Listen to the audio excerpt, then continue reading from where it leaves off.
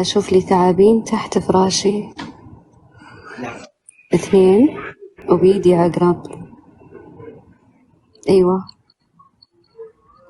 الرابع. ما في رابع. نعم. يا أخي أنت متزوجة الله يطول عمرك ويحفظك؟ لا. عجبة؟ إيه. عمرك 34 الله يطول عمرك. إيه. ربنا يديك الصحة والعافية. أنت يعني أنت الله يطول عمرك، أنت يعني أنت عندك سيارة؟ أيوة. عندك بيت ملك؟ أيوة. ما شاء الله تبارك الله.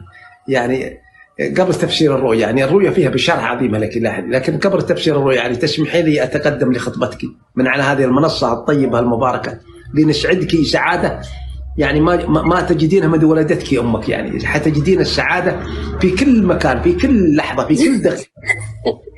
شلون يعني تخطبني؟ يعني أتقدم لخطبتك يعني عن طريق ولي أمرك، يعني ترسلي لي عنوان ولي أمرك وأكلمه وأخطبك منه. يعني الحين أنت البشارة ولا مين؟ لا لا لا ما هو أنا، يعني ما لها علاقة في التفسير، أنا بس يعني أتقدم مباشرة لخطبتك. أنت متزوج يعني أنت متزوج طيب؟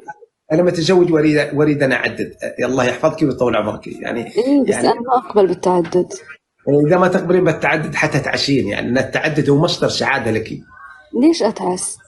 يعني لا حتشقين، يعني أنا أقول إن شاء الله أنك ما تشقين، لكن يعني أنا أشوف أن التعدد أنه مصدر سعادة جيد لك، لكن إن شاء الله أن الله يسعدك بتسعدين يعني.